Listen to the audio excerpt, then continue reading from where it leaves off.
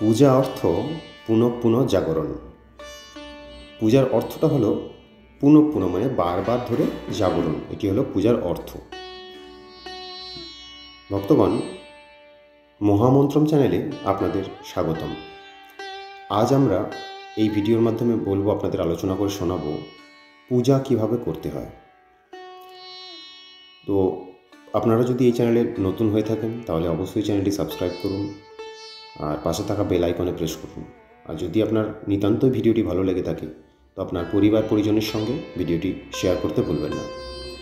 তো বেশি কথা না বাড়িয়ে মূল ভিডিওতে আসা যাক। পুজো কিভাবে করতে হয়, যে কোনো পুজো কীভাবে করতে হয়। যে কোনো দেবদেবীর পূজা মানেই সেই দেবতার জাগরণ। আপনারা হয়তো জানেন বা খেয়াল করেছেন, যে কোনো পূজা একটি নির্দিষ্ট সময়ে, একটি নির্দিষ্ট তারিখে বা একটি নির্দিষ্ট তিথিতে কিছু সময়ের মধ্যে হয়ে থাকে। যেমন ধরুন কালী পুজো, যেমন ধরুন লক্ষ্মী পুজো, যেমন ধরুন দুর্গা পুজো, একটি নির্দিষ্ট সময়ের মধ্যে এর নির্ঘণ্ট হয়ে থাকে। তো পুনঃ পুনঃ কথাটা বললাম কেন, কারণ প্রতি বছর দেখবেন ষষ্ঠী মানে দুর্গা পুজোর ষষ্ঠীতে ওই ষষ্ঠীর পুজোটুকুই হবে। সপ্তমী মানে ওই দুর্গা পুজোর ওই সপ্তমীর দিনটাতে সপ্তমীর পুজোটাই হবে। মানে ওই সময়ের মধ্যে প্রতি বছর পুনঃ পুনঃ জাগরণ করতে হয় মা দুর্গা বা মা কালী বা মা লক্ষ্মী বা মা সরস্বতী, যে পুজো হচ্ছে সেই তিথিতে সেই দেবতাকে পুনঃ পুনঃভাবে জাগরণ করাটাই হলো পুজো। এরপর আসি দেবদেবী সম্বন্ধে জানা বা তার তত্ত্ব জানা। দেখুন, জানার মধ্যে পার্থক্য তো রয়েছে। আমি ওই ব্যক্তিকে জানি আর আমি ওই ব্যক্তির তত্ত্ব জানি, এই দুটির মধ্যে কিন্তু অনেক পার্থক্য রয়েছে।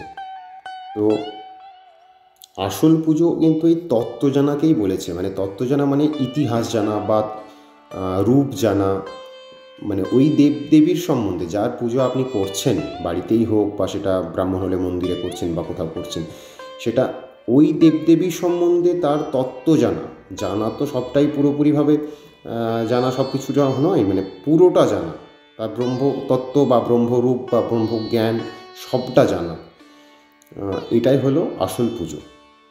বা পুজোর পদ্ধতি কী?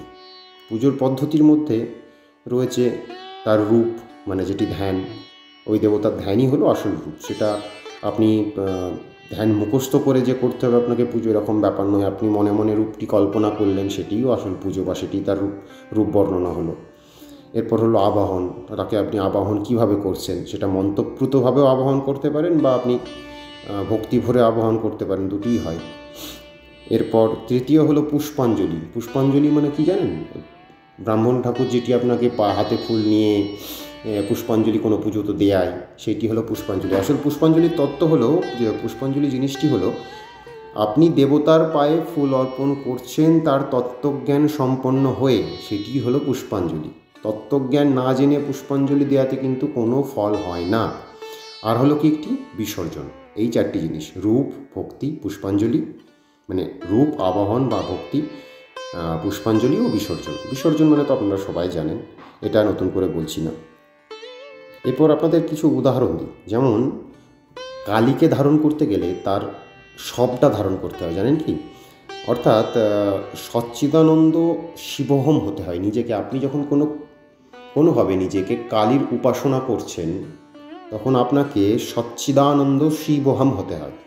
অর্থ, আপনাকে ভক্তির মাধ্যমে, গুরুতত্ত্বের মাধ্যমে, ব্রহ্মতত্ত্বের মাধ্যমে বা ব্রহ্মজ্ঞানের মাধ্যমে নিজেকে শিব হয়ে যেতে হয়।